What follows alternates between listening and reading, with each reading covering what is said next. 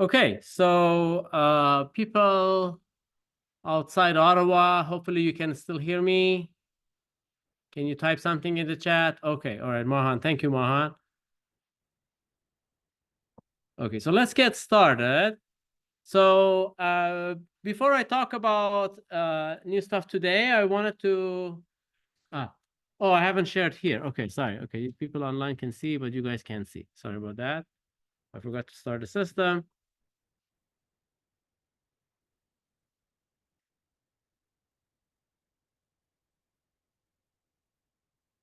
It takes a little while until we get the screen down. Are there any questions in the meantime? Yeah. So last time we did this, remember we had this proposition, log I plus b is bounded above by c squared. In the book, so we used a rephrased version of it, as it says in the book, where you have log I plus b is equal to b plus some o to the m squared term. Is there, like, why is that equivalent? Okay, I don't exactly remember what's in the book, but so okay, so what is the assertion? So the assertion, so I have log 1 plus b is equal to okay plus some o to the b squared, like norm b squared. Well, that's the same thing. I mean, they're equivalent statements. So what was the statements that I proved in the lemma? If we can look at the lemma, it might be easier. So the statement was that it was less than or equal to some c times norm b squared. Okay.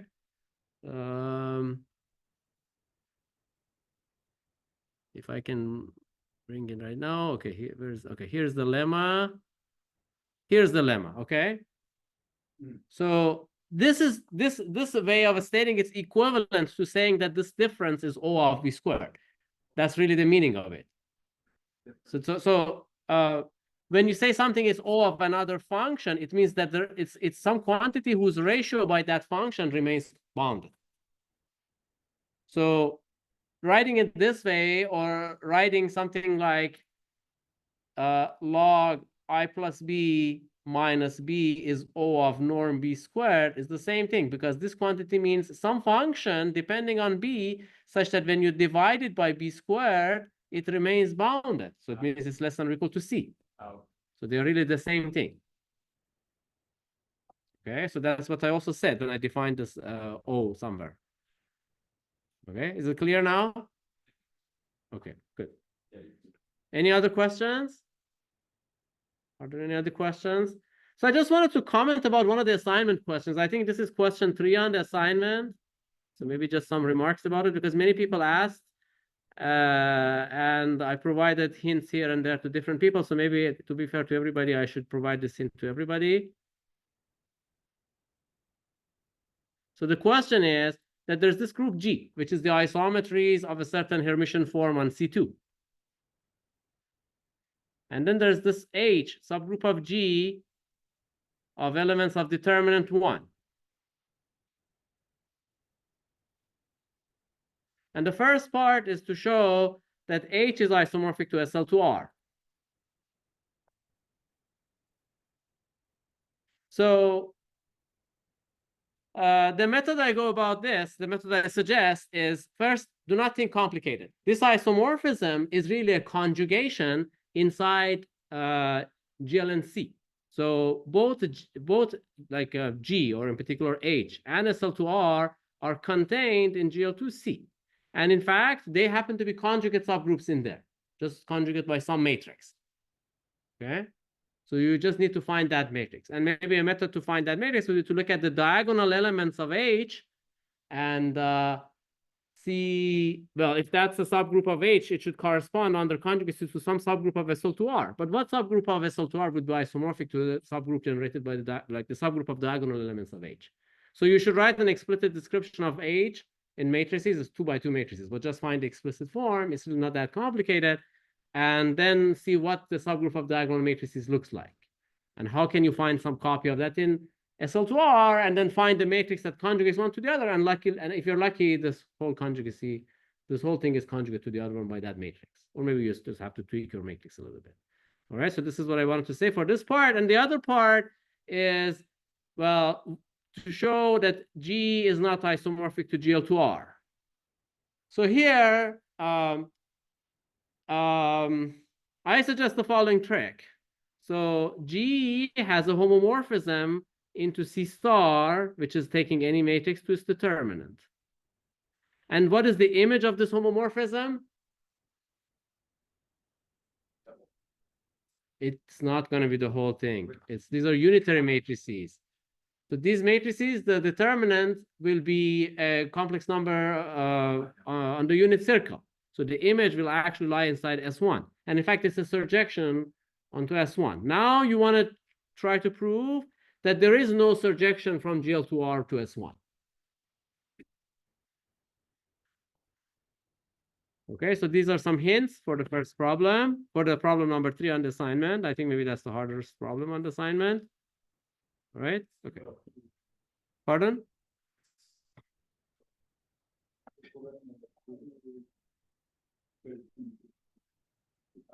Is it question 2?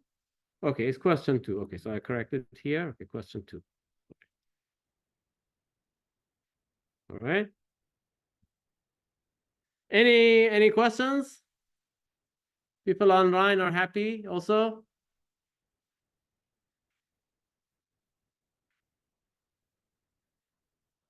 Okay.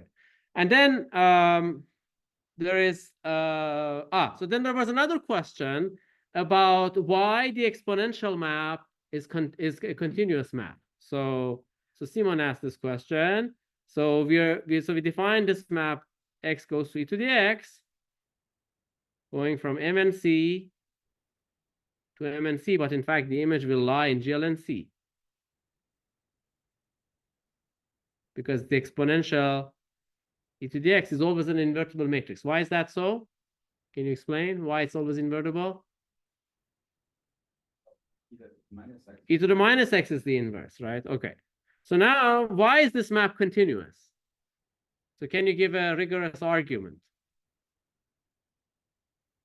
Can anybody here or online give some argument that sort of convinces someone who is not sure why it's true?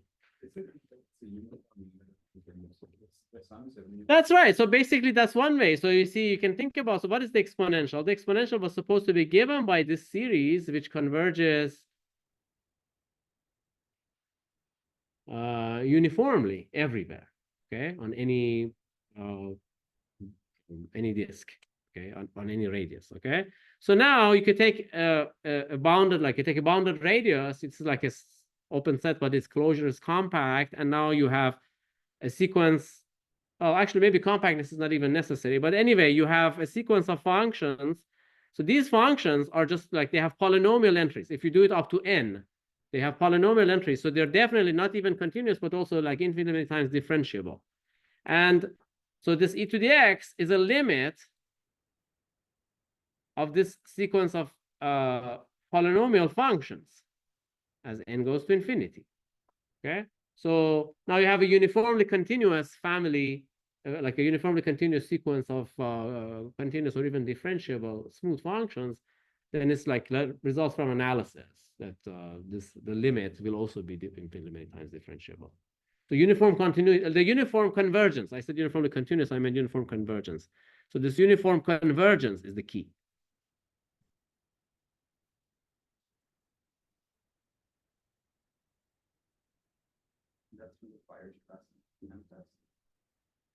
Yeah, from Weierstrass M test, you can prove continuity, but even for derivatives, you can apply it. So, I mean, this is the standard. Yeah, Weierstrass M test for continuity, but even for derivatives, you can use that. And therefore, this map is not even continuous, but also C infinity.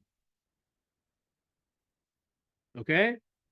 So are there any other questions about technicalities or anything else before we start talking about new things?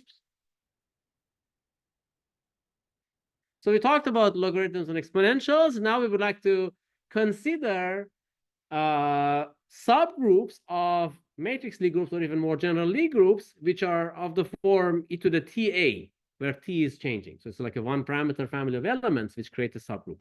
Note that these elements, the elements of the form e to the ta for t and r, so maybe here is a remark, so some observation.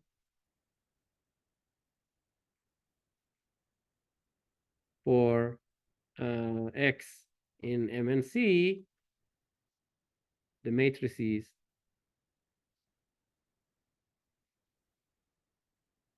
of the form e to the tx, T in R form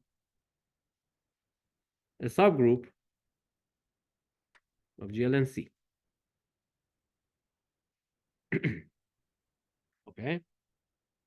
And it looks like a curve, basically. So it's close to being like isomorphic to the real line. Maybe it's a circle. Maybe, you have a period, so it might be a circle, or it might be a little bit more complicated than that in terms of topology, but it's one of those things in principle, okay? So now we would like to understand these kinds of subgroups of a general Lie group. And these are called one-parameter subgroups. So here's the definition.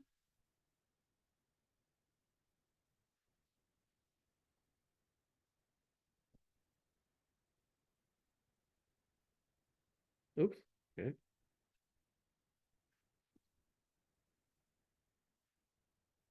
Okay, so a map gamma going from R to GLNC is called a one-parameter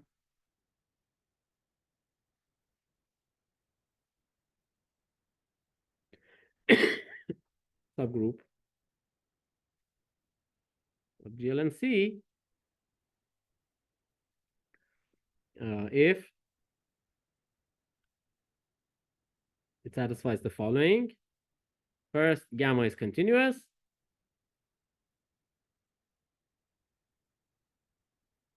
Second, gamma maps 0 to the identity element. And third is that gamma of S plus T equals gamma of S, gamma of T for all S and T in R. So it's very close. I mean, I'm not assuming that it's strictly speaking, it's almost a group homomorphism. I didn't assume gamma of minus T is gamma of T inverse. But okay, maybe that follows actually. Okay, okay, sorry, I got okay. So okay, yeah. So this really is a continuous group homomorphism. Okay, I mean, yeah, because the inversion property follows. Okay, all right. So this is what a one-parameter subgroup is, and if the target is inside some matrix Lie group G, then we call it the one-parameter subgroup of G. Okay. All right. So now the goal is to show that any one-parameter subgroup is really just an exponential, just like e to the tx, this one-parameter subgroup. Okay. So in order to get there, first we need a lemma.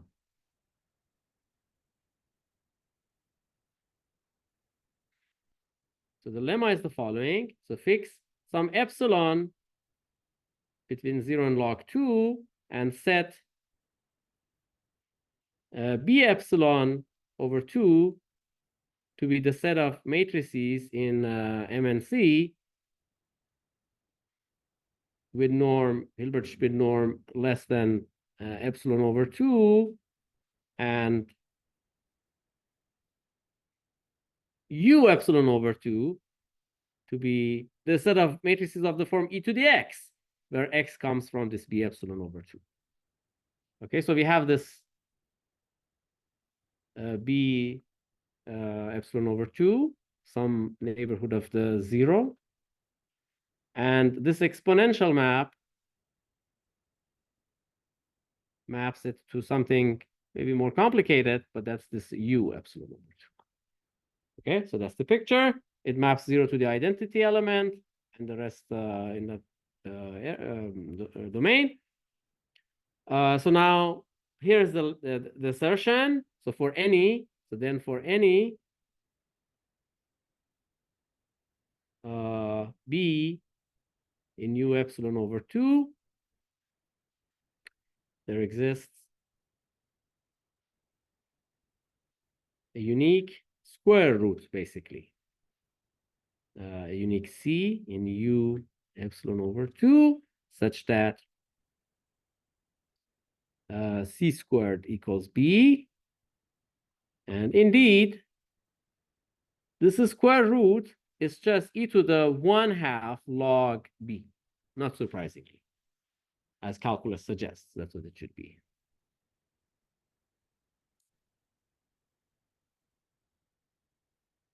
Okay. So this is basically saying that if you choose some sufficiently small neighborhood, the square roots in that neighborhood are unique.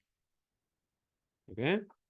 So how do we prove this assertion? The proof of this assertion, well, the existence is in principle a consequence of this formula. I just told you what matrix you should consider, but it's the uniqueness part which requires a little bit more care, and that comes from injectivity of exponential map when you're sufficiently close to the identity. Okay, so this injectivity you can see from the fact that the exponential map is smooth and its derivative at 0 is the identity. It's not difficult to do this multivariable derivative. It will give you the identity, and therefore it's a diffeomorphism at 0, between 0 and 1. So it will be locally a bijection. Okay, but we also want some explicit constants along the way. So if you want that, you can't use this trick. So you have to really use this log2 thing. Okay.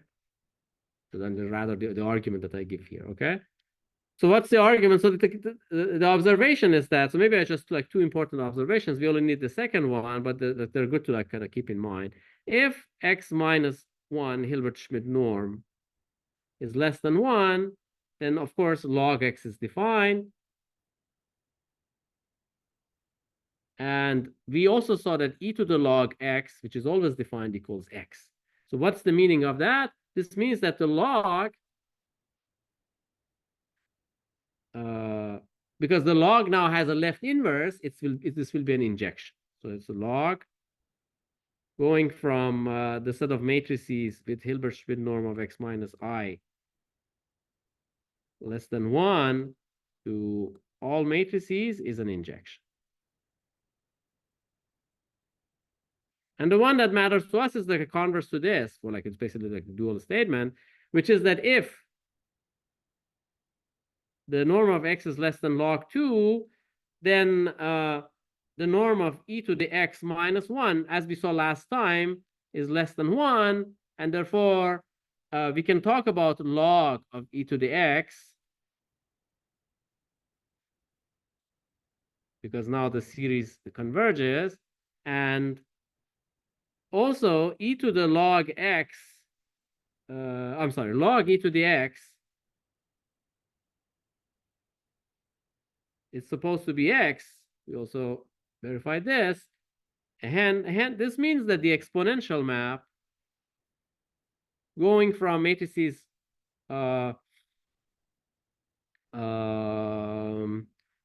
which are really in B log 2 in our notation to all matrices, which is like, oh, maybe I could put JLNC, but that doesn't matter, is an injection.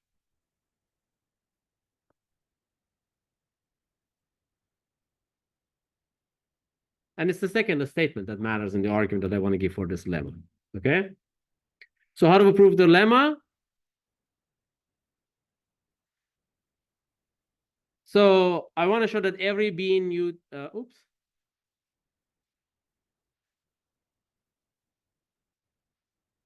All right.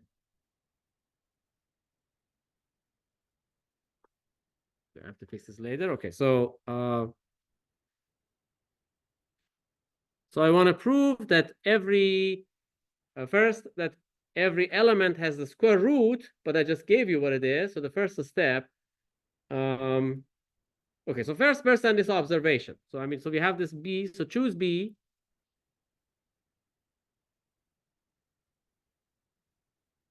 In U epsilon over 2, all right? So then, well, as I mentioned here, well,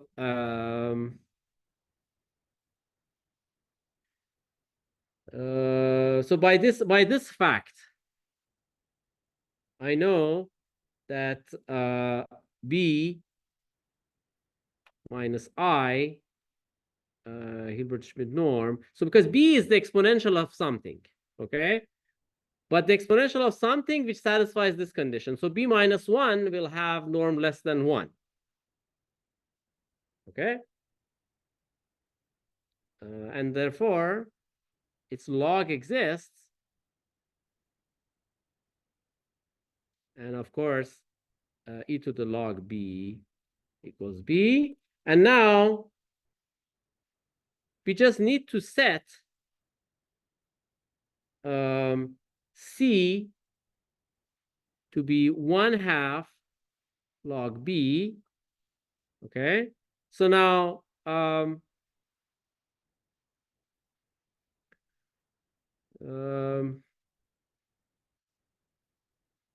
because b came from here, so since b is in u epsilon over 2, this we know that its log is in b epsilon over 2. So log b is in b epsilon over 2. And therefore, c, which is 1/2 of this matrix, also belongs to b epsilon over 2, because it even belongs to b epsilon over 4. Okay? So I found this matrix C in the right place as the lemma states. Remember, the lemma wanted the C to be in u epsilon over 2. So I found, did I make a wrong choice? Okay, maybe I should have called this C prime, sorry, because C was supposed to be in u epsilon over 2. All right, so now e to the C prime, because of the definition of C prime, it is in u epsilon over 2, and e to the C prime is just e to the 1/2 log b.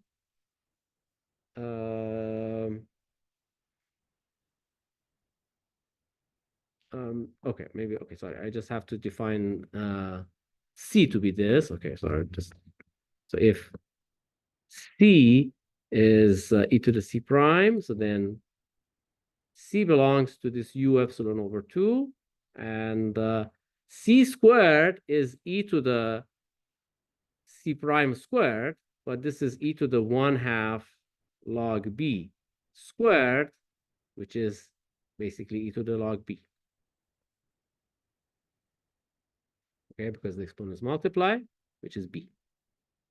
All right, so I found the C in the right place in u epsilon over 2, whose square is b. Okay. So now what about uniqueness? So for uniqueness, step 3. So now assume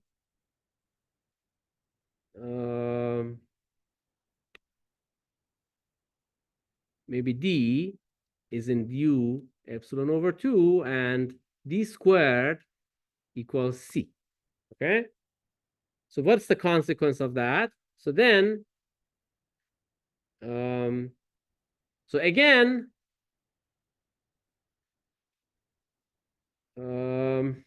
d squared is b, sorry, too many. Okay, so I wanted to, like, so C satisfies this condition, C squared is B, and now suppose I have another D in this neighborhood. I want to show that D and C, so need to show, maybe I should say C need to show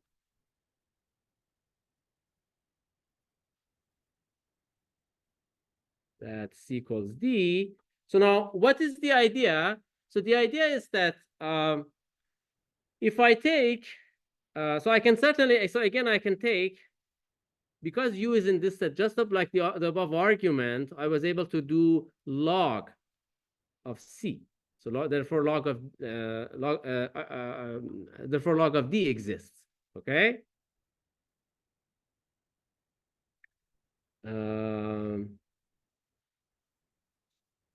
So if we set, say, y to be log of D, so then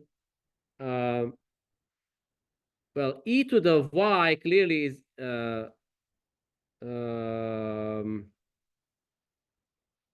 is D, and e to the y squared is D squared, which is B. Okay. So this means that e to the 2y is B, and e to the 2c is also 2c prime Is it C or C prime?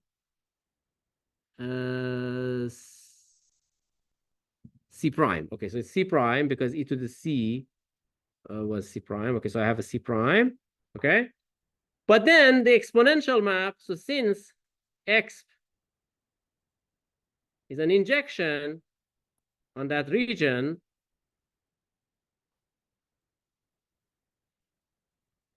on B log 2, which is this claim above, right? And in fact, the two matrices, 2y and 2c prime are there. They're also in B log 2. The reason is that y and c prime were chosen, by the way they were chosen, they were in B of epsilon over 2. Epsilon was less than log 2. So when I double the matrices, epsilon of like these two guys, like 2y and 2c prime, are in B epsilon, and B epsilon is contained B epsilon over 2. All right. So now it follows that 2y should be equal to 2c prime.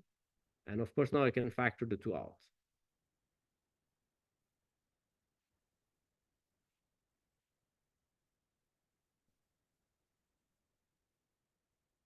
Okay.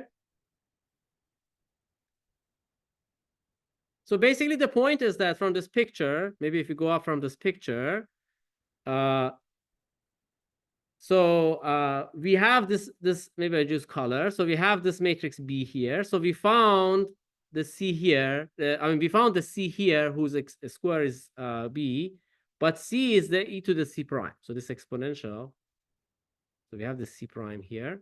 But now if there is something else in the same neighborhood like D, whose square is B, then you look at the inverse image. That's Y, and 2c prime and 2y, their squares, like e to the 2c prime and e to the 2y, they map to the same element, which is B. So 2c prime and 2y should be the same.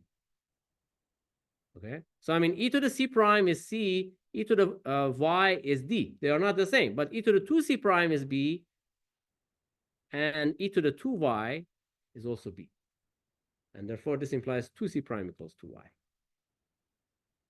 Okay, so it's a little bit confusing when you write the details, but really from the picture, it wasn't that complicated.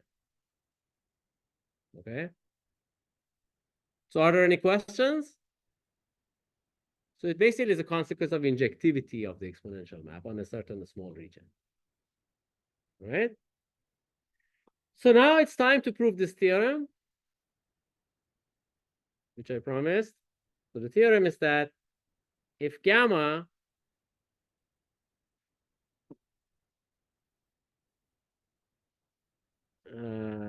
is a one parameter subgroup,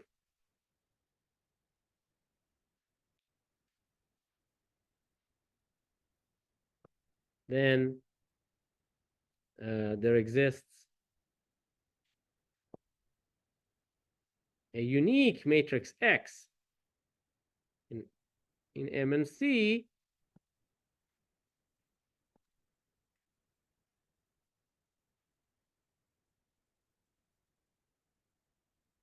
such that gamma of t equals e to the tx for all t in R.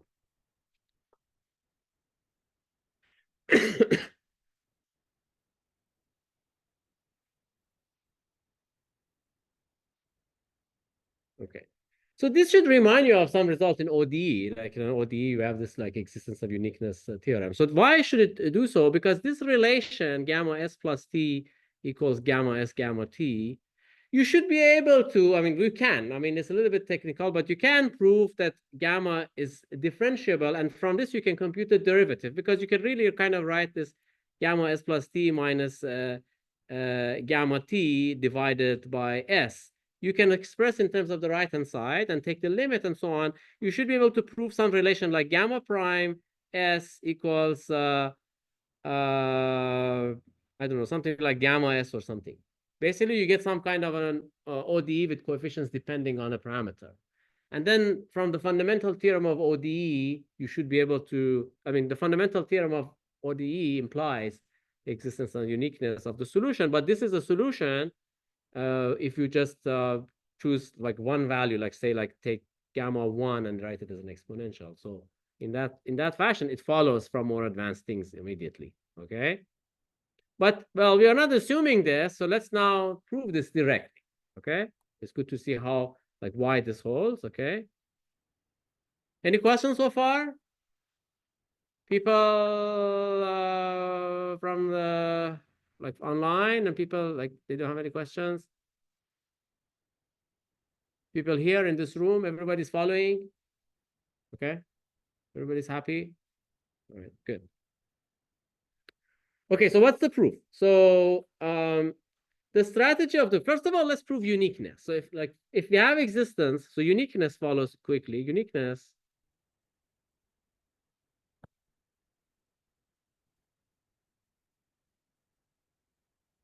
is because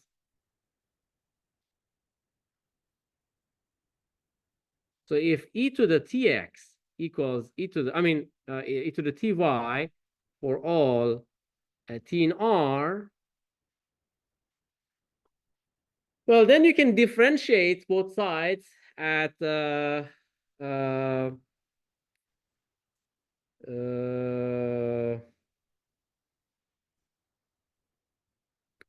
at 0, okay? So then like d dt of e to the tx. This is not calculus. At t equal to 0, it gives you x, okay? You know, the derivative of e to the at is like a t to the at. And now it's at t equal to 0, you get a. Now this same thing also holds for matrices. You can look at the power series, you see why this is true, okay? And on the other hand, d dt e to the ty at t equal to 0 equals y, but they're supposed to be the same curve, so they have to be the same. So that's the trick. You just differentiate and show the derivatives are the same. I mean, you see derivatives are the same. Any questions? Everybody happy? Okay, so that was the simple trick. Now, what about existence? How do we prove that there exists such a matrix X? All right. So, so choose some epsilon between 0 and log 2, and you set u epsilon over 2 to be the same thing as before. And maybe you said u equals u epsilon over 2.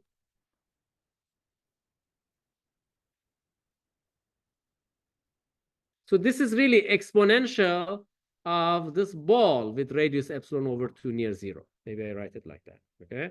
And maybe I should draw a picture. So the picture is we have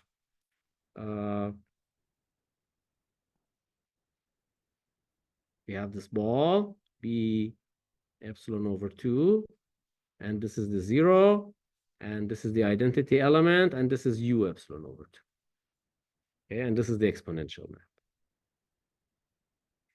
So now I would like to find this matrix X. So I take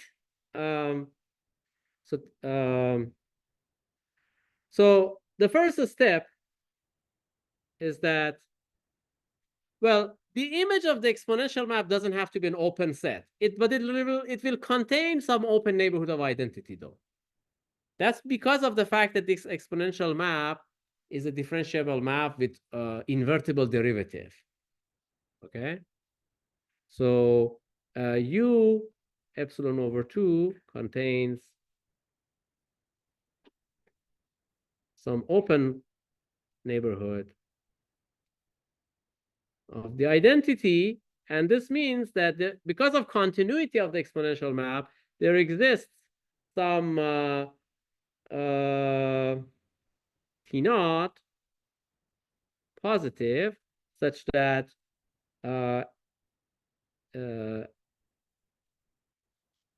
maybe I just write this as a quantifier sentence, such that for every t in R, if the absolute value of t is less than or equal to t naught, then gamma of t is in this u.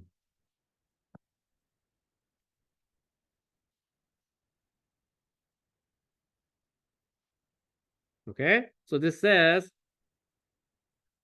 that I can choose some neighborhood here.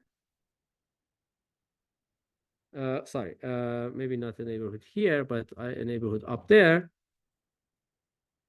Maybe I choose this. Well, I mean, I've already chosen a neighborhood, so maybe I just have to choose some neighborhood on the real line.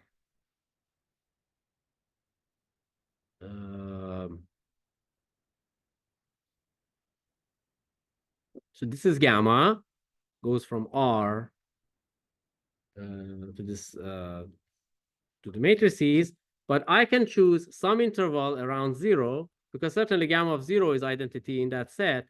So I can choose some interval here. So this is like a T0 minus T0, so that the image of this interval is going to be a curve in here. So this is like gamma of T, like gamma of T for that interval. Okay, maybe I just write gamma to make it clear. Okay.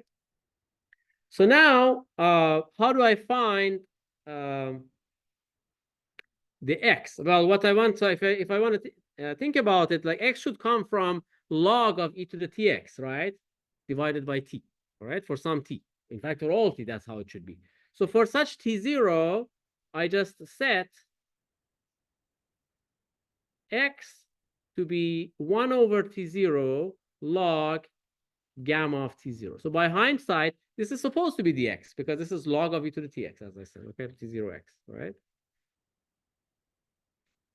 And so now, because I'm taking the log of something in this neighborhood u, so this is u, that log will belong to this b epsilon over 2. So then log of then x. Okay, so then so note that. So this maybe I should say note that.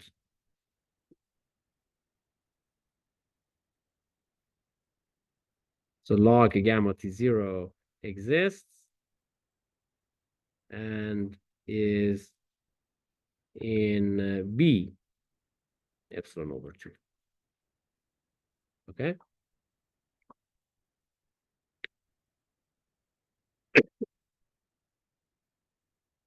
Okay, so now what do I know about this? The third step is that, well, so e to the t0x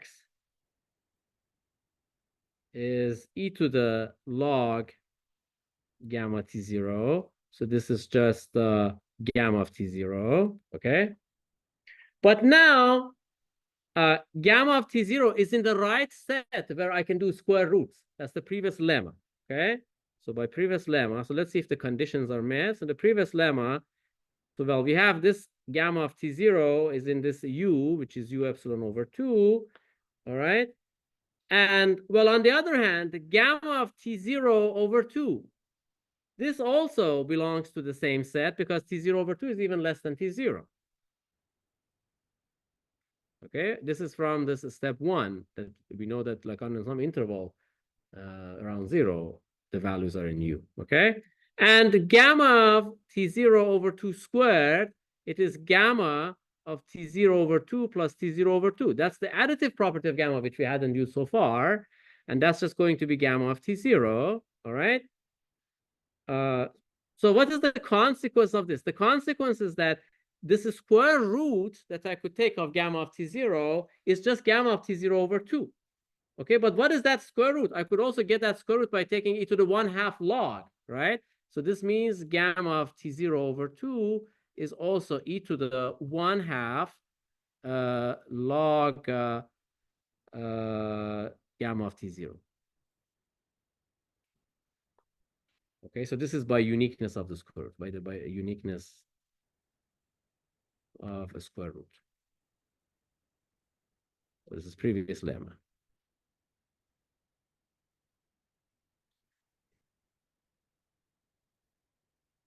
Okay, so this means gamma of t0 over 2, it is just e to the power 1/2 T0x. So that's already progress, right? We had gamma of T0 equals e to the T0x. Now we also have this relation for T0 over 2, okay? And if we repeatedly, so by repeating this argument,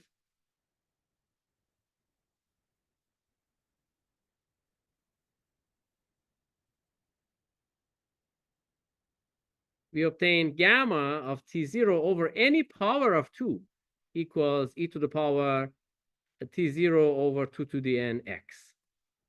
All right? And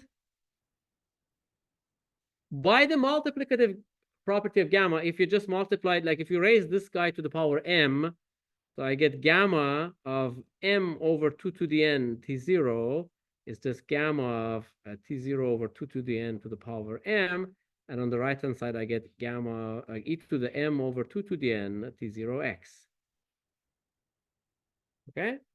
So for a lot of rational numbers, I got gamma of that rational number T0 equals e to the rational number T0x. And in fact, this set of these rational numbers is dense, okay? So since this set, m over 2 to the n, m in z, n in like a z non-negative, is dense in R, well, I mean, I have multiplied by T0. I can also add a T0 and density doesn't change. Just the scaling that dense set will also give a dense set. It follows from continuity, which was another assumption we had on gamma, that this relation, which holds for a dense set, I mean, the equality of the left and the right-hand side, should hold for all real numbers. It follows that gamma of R T0 equals e to the R T0x for all R in R. In conclusion, because R T0 can be any real number, gamma of T equals e to the Tx for all T. Because R T0 can be anything. R is arbitrary, right? Any real number now. Okay, so what was the idea? Back to the picture. The idea was that, so we picked some point on this curve and we found, well, so this is like for this point, it is like this gamma of T0 is e to the power some x. But now we went to like 1/2 at the point, like, I don't know, T0 over 2. And this is somewhere here. For that one, the relation that we want to show that this, like, it's like e to the Tx for that given x is true. And for like 1/2 again, and then we just repeat these one like a subdivisions. Okay, so we just subdivide and show that the relation we want true is like true for any endpoint of the subdivision. So it will be true everywhere because gamma is supposed to be continuous.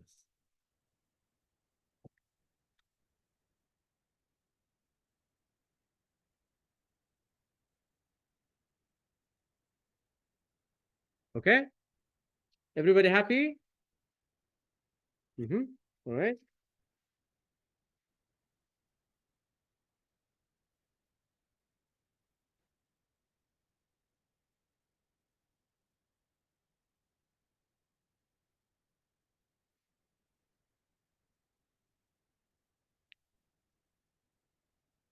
Okay, so the next thing I want to talk about is the decomposition in GLNC, which is called polar decomposition. And again, this is really related to linear algebra, to the Gram-Schmidt process and so on. You might have seen it in a different form somewhere, but Lie theorists want to call this polar decomposition, and it's a very useful decomposition. It's just a matrix decomposition, but with a lot of applications in Lie theory. So what is this polar decomposition?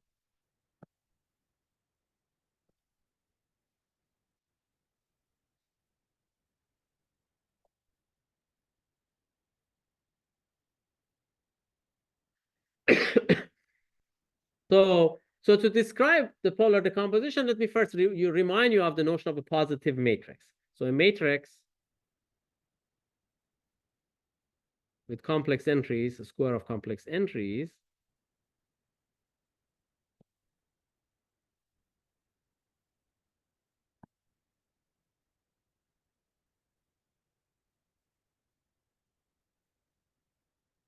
is called positive.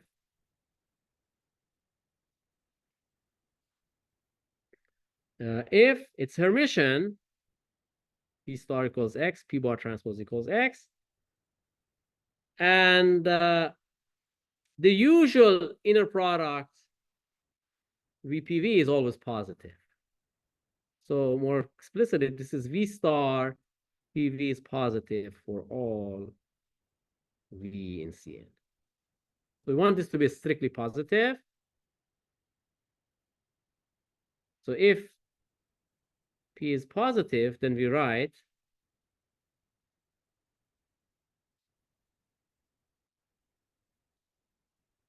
P bigger than 0. Okay, this is classical stuff. How many of you have seen such things? Positive matrices?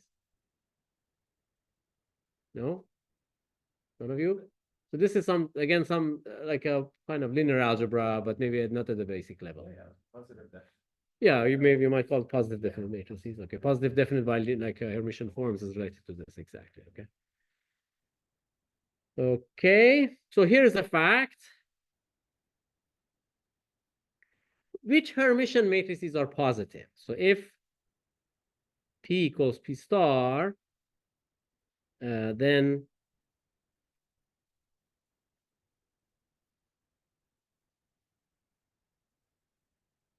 P is positive if and only if. So first of all, which matrices are Hermitian in terms of eigenvalues? Like what's the property of Hermitian matrices? The eigenvalues of Hermitian matrices are real. So now which Hermitian matrices are positive? Exactly. If and only if all the eigenvalues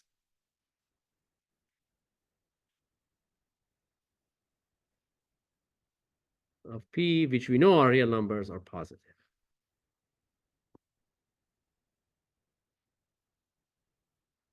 Is this familiar?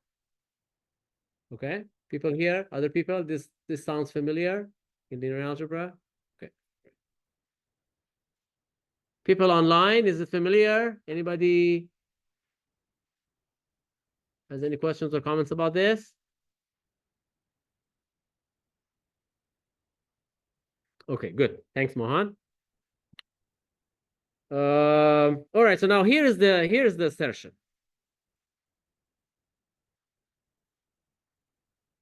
Oops.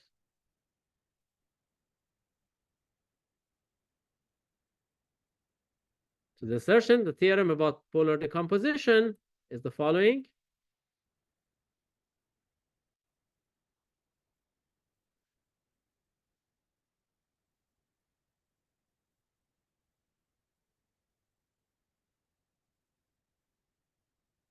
So there's two parts, maybe actually three parts, okay? So first is that every element of GLNC can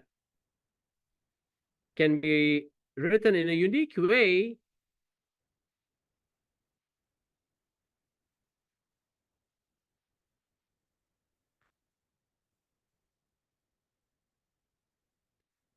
as A equals UP, where U is unitary. In other words, U is in UN. Maybe I should write it explicitly. U is in the group UN. And P is positive. So every matrix can be decomposed as a product of a unitary guy and a positive guy. Okay. Second part is that this positive part, or in general, any positive matrix, is the exponential of a Hermitian matrix. Okay. So every P in MNC such that P is positive, which is like in particular Hermitian,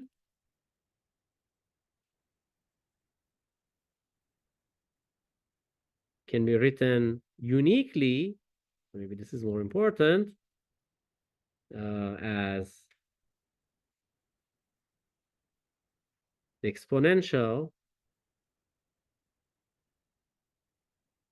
of a Hermitian matrix.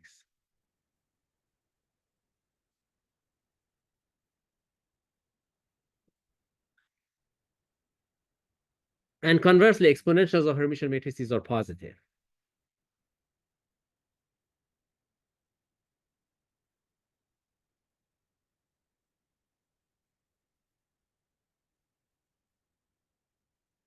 So maybe conversely, maybe I should write in detail, if x equals x star, then e to the x is positive.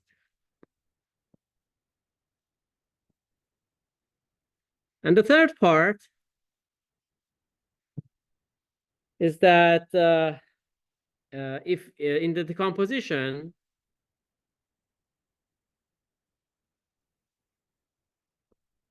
the polar decomposition, A equals u times e to the x, where u is in un, and x equals x star is Hermitian,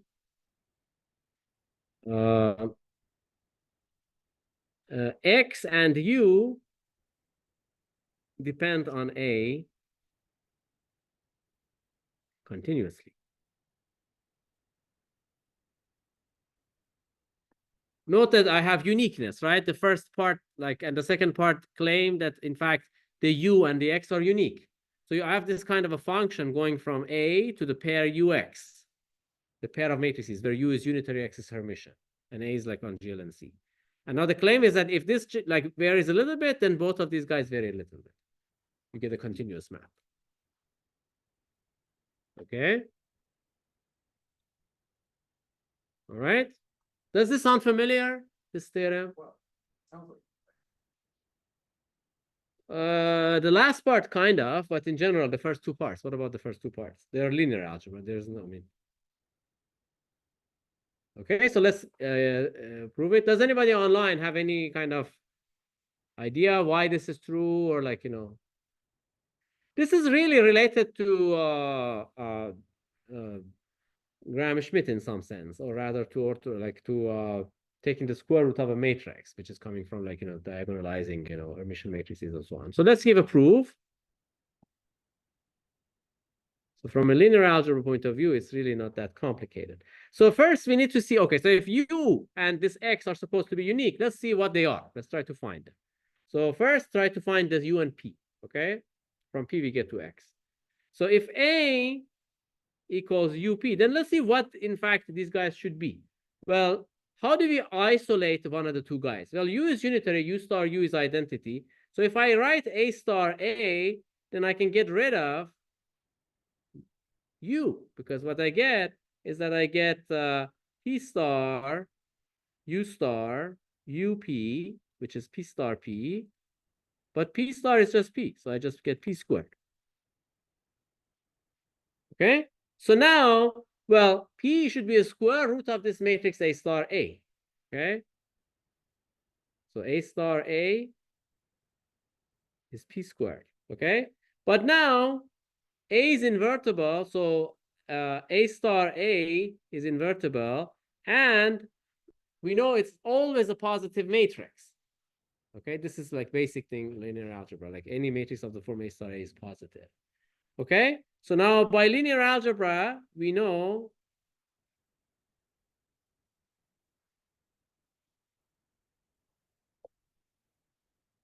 that A star A has a unique Hermitian square root. What is the proof? The proof of this statement, again, is by diagonalization. We know that A star A is diagonalizable. So you first diagonalize it by some unitary. It's diagonalized by some unitary. But its eigenvalues are all positive. So we can define the square root of that. That will be the square root of this V star star AV. And now just reverse, multiply by V on this side and V star on this side. you get a matrix whose square will be A star A. Okay, and why is it unique? That's because, so now this, for uniqueness, you need this Hermitian property. Why is this square root unique? That's because if you have some matrix, I don't know, maybe I should call it Y, Hermitian, whose square is this A star A, well, you can diagonalize this matrix, okay? And when you diagonalize this, its square will be diagonalized. So if, I don't know, if, for example, V, Y, V star is diagonal, then its square will be diagonalized. But this matrix being diagonal, and it's a square, will give you the squares here.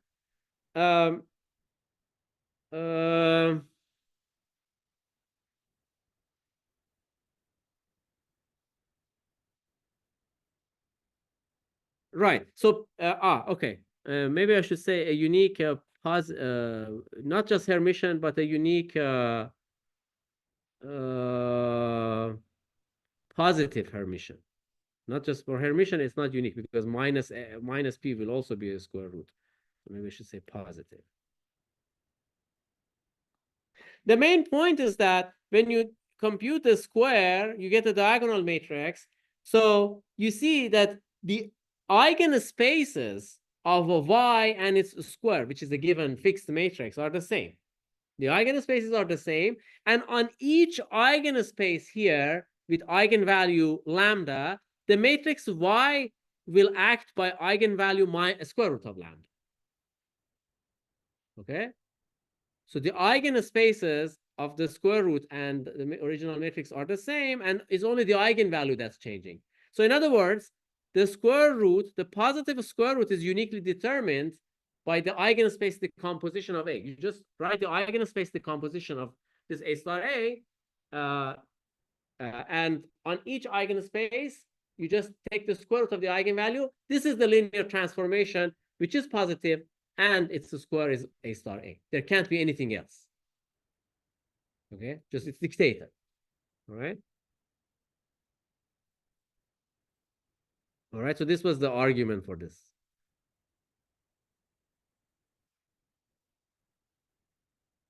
Any questions?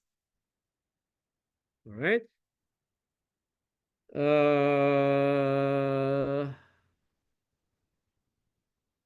right, and so this is P. So this is square root is P. Okay, now we found P. Now we have to find U. But now that we have P, we just have to check what is supposed to be U is indeed unitary. So now, so what is U supposed to be? Well, U is just AP inverse. We just need to check that this guy is unitary. But what is AP inverse star times AP inverse? So this is U star U. U is invertible because A and P are invertible. So you just have to check U star U is identity. The other one will follow. So you get P inverse star A star A P inverse. Okay. Now, here's the thing. This is square root.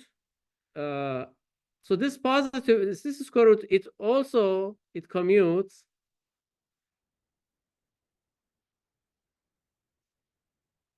with A star A. The square root of a positive matrix also commutes with that matrix. Okay. It's again clear from the description in terms of, because the eigenspaces are the same. So they are diagonal with respect to some direct sum decomposition of the vector space. Okay. All right. So what's the consequence? So now, since they commute, I can write this as A star A P inverse star, which is just P inverse, because if P commutes, then P inverse also commutes. So I get A star A P to the minus 2. But P was chosen so that A star A is P squared. So I just get identity.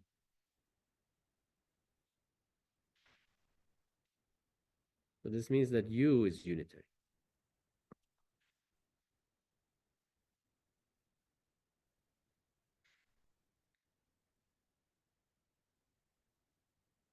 Okay, so I just proved the first part, that there is a decomposition as U times P. So some of the details, you see, I use some linear algebra, which not everybody is familiar with. I mean, don't be afraid. I mean, this is some like linear algebra. We just, I mean, you can assume and we move forward. We don't really need to know this in depth. Okay. But I strongly suggest to you to study this type of linear algebra because it's extremely useful in all kinds of mathematics that you do. From graph theory to algebraic geometry, you do need this kind of linear algebra.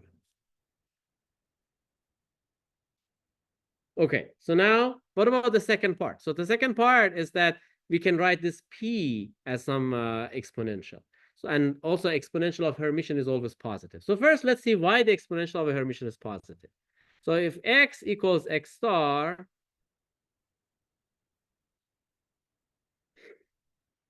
well, then clearly, first of all, we know that e to the x equals e to the x star. We had this before. So it's a Hermitian matrix. Now, why is it why does it satisfy the positivity property? So let's look at this inner product, v e to the x v. I have to show that this is a positive number. Now, what can I do? I can split e to the x as the product of 2 e to the x over 2's.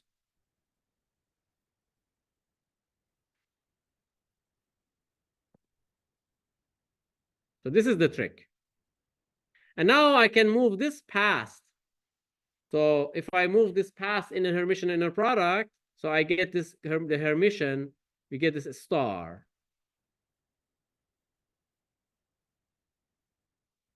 But this is a square root. I mean, x over 2 is Hermitian, so e to the x over 2 is also is Hermitian. So you get e to the x over 2v, e to the x over 2v. E to the x over 2 is invertible, and if I choose non-zero vector v, I get some inner product of two non-zero vectors. So this is, of course, positive.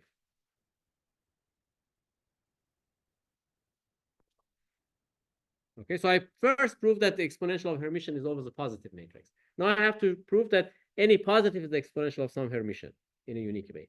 Uniqueness, so existence, first maybe I argue the existence, and uniqueness is just like this eigenspace decomposition. So existence of P such that, or existence of X such that, okay, maybe, okay. So now given, maybe I should write a given, so for the given P positive, so let's argue for the existence of X such that it's Hermitian and e to the X is P. So how do we do that? This is again by diagonalization. So you could say, so for unitary U, or for unitary V, we have V star PV equals some diagonal matrix, maybe lambda 1, lambda n, with the lambda I is positive. Okay, so P is positive. So now, each positive number is the exponential of some other real number, right? So I can write them as e to the mu 1, e to the mu n, with the mu I is in R. So now,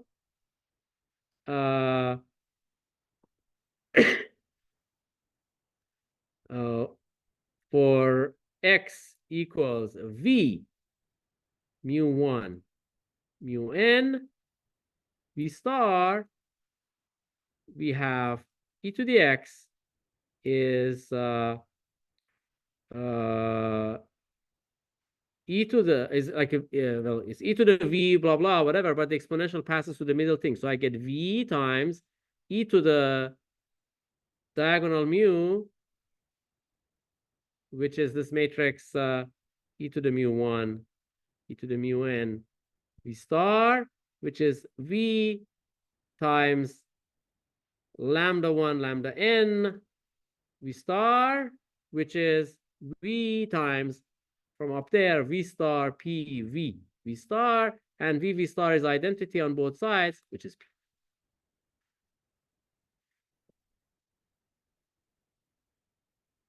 Okay, so it's by diagonalization. And uniqueness is by, I mean, by noting that is by the fact that, maybe I just give a qualitative argument. I will not get into the, I mean, I explained this basically for the square. But the main idea, maybe the main idea is that eigenspace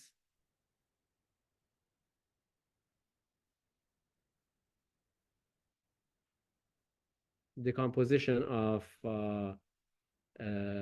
P determines eigenspace decomposition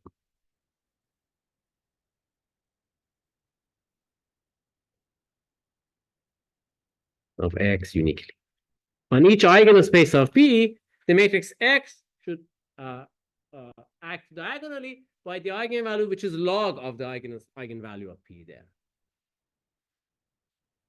And now for the part 3, so I'll just skip the proof. I mean, it's all explained in the book. So the continuity thing is a little bit sort of technical, so I'll just skip it. It's not that difficult, but you have to make this matrix analysis finer, you know. I mean, you just have to show that this is square root that's computed, A star A square root is continuous as a function of A. But I mean, yeah, so yeah, I'll leave it to you to read it from the book. Okay.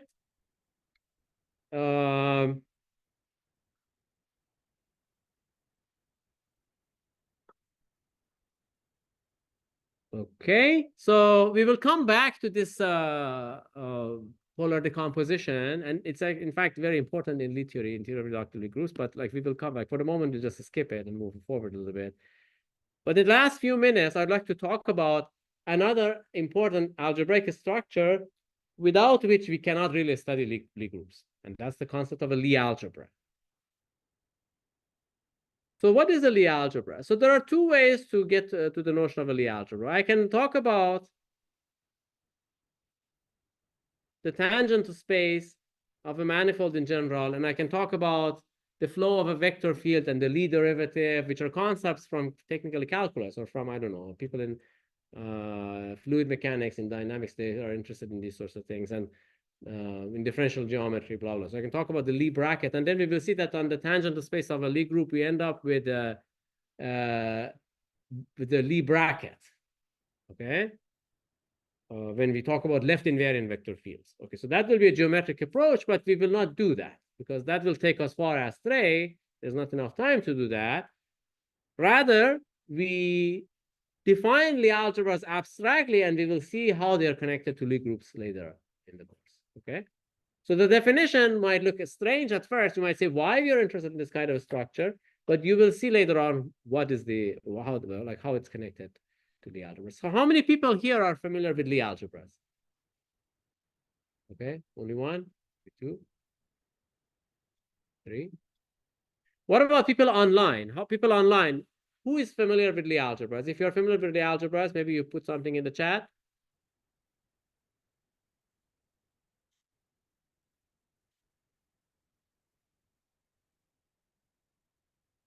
Okay, so let's see. Okay, Catherine, Mohan, okay. I know a little, okay. Mohan, what does plus mean? You mean you are familiar a lot or just a little bit?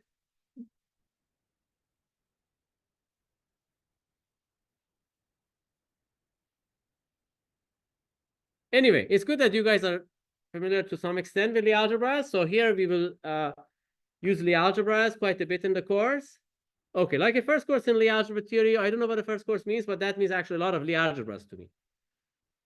All right, so let's talk about the definition. So what is a Lie algebra? A Lie algebra is a non-associative algebra, okay?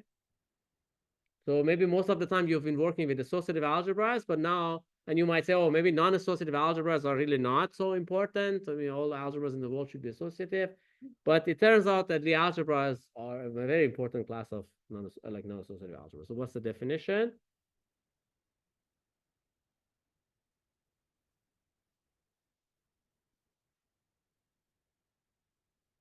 So a finite dimensional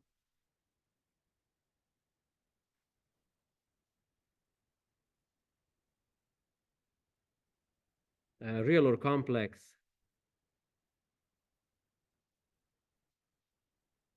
Lie algebra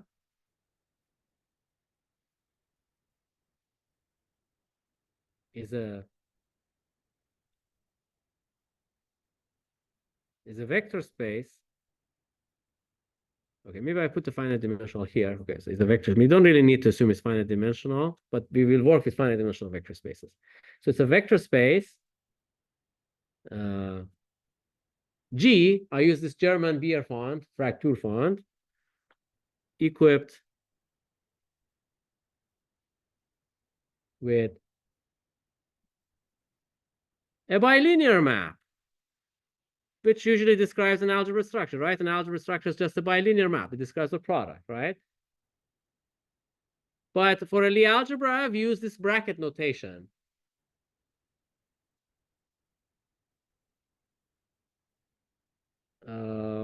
With the following properties.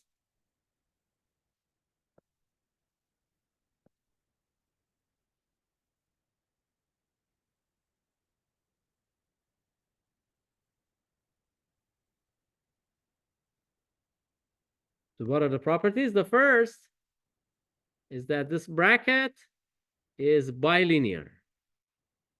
So what does it mean? It means the bracket of x plus lambda y z equals x z plus lambda yz, and bracket of x lambda y plus z equals lambda xy plus xc. The second is that this is a skew symmetric.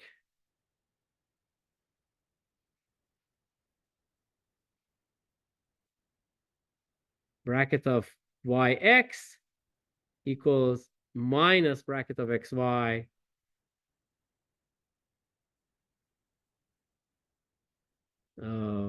for all x and y in G. So maybe in the previous one I should have specified. So here x, y, and z are in G, and lambda and mu are actually there's only lambda. So lambda is a scalar.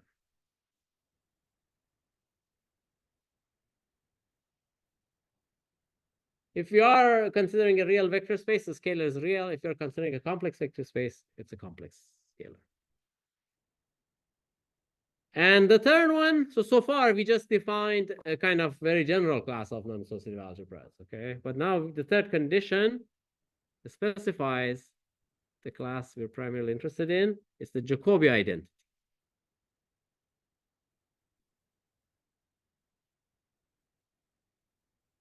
So the Jacobi identity is this mysterious looking identity.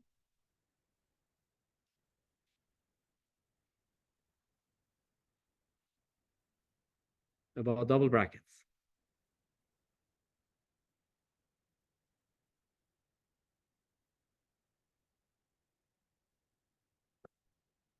So the variables rotate cyclically. So I have x, y, z, then I have y, z, x, then I have z, x, y.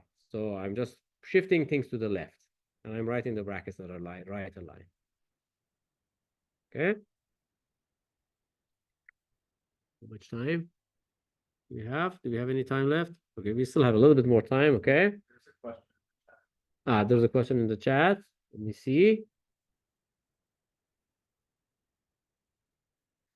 No, we want so the bracket is not conjugate linear with respect to second. It's actually a bilinear bracket for a complex Lie algebra also, right? We want it bilinear.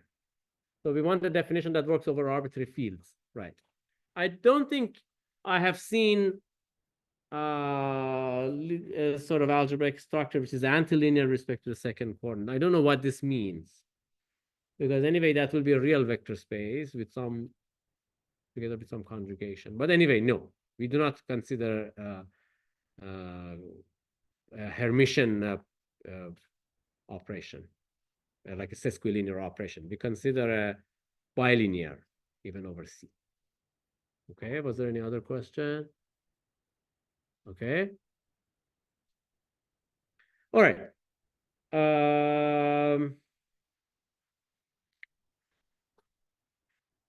Okay, so now here is an obvious remark. Because of antisymmetry, we know that in fact any element in a Lie algebra is like a nilpotent of order 2. Because xx equals minus xx.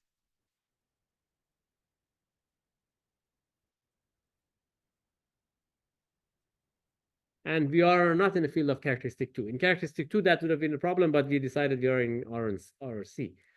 Okay. Now, so now here's another definition. So we say X and Y in a Lie algebra G commute if their bracket is 0. And we say G is commutative, or sometimes we say it's abelian, if all the brackets are 0. So a Lie algebra doesn't have an identity element like an associative algebra with unity. So it's like far from happening in a Lie algebra. Okay. So here are some examples of Lie algebras, like non-trivial examples, let's say. So of course, we could have considered the abelian Lie algebra of any dimension, any vector space with a 0 product. Okay. Maybe I should say any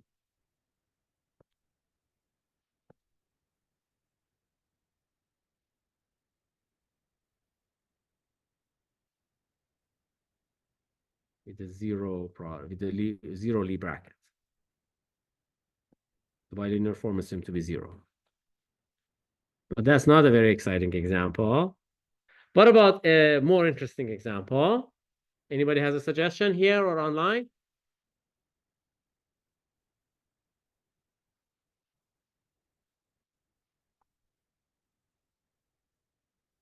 So here's an example that comes from calculus. Let's consider R3. That's right. Thanks, Mohan. That's the example I want to mention. Equipped with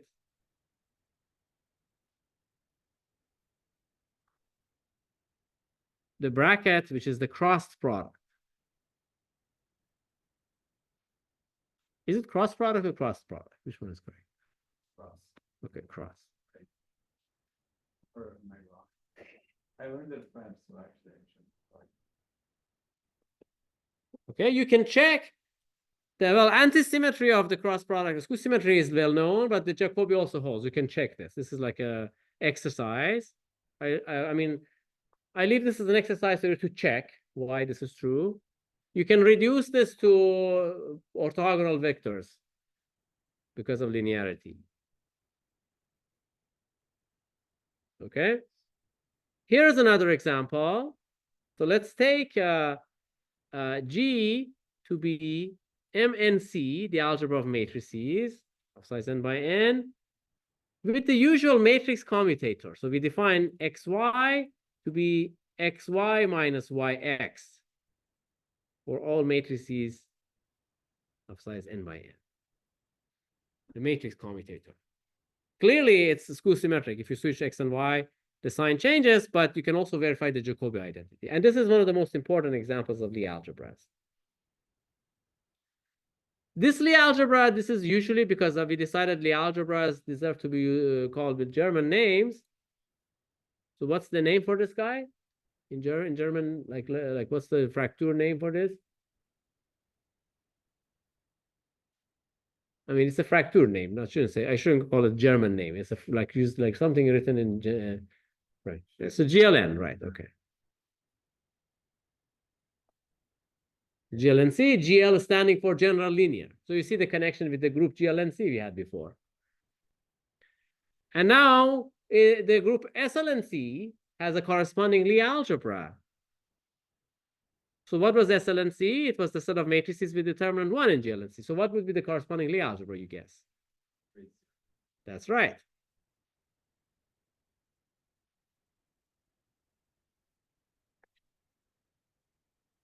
And this is a subalgebra of GLNC. So with the usual matrix commutator, in other words.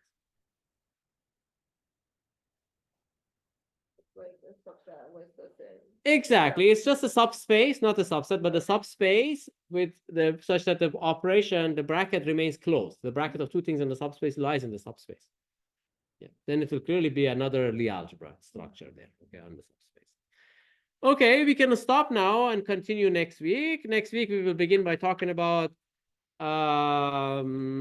some examples of Lie algebras, solvable, nilpotent, like simple, and so on. And then you will see that we will use Lie algebras quite a bit in trying to understand Lie groups. Lie algebras play a fundamental role in our understanding of Lie theory and Lie groups. Okay. See you everyone on Monday. Are there any questions online? Oh, there's something in the chat.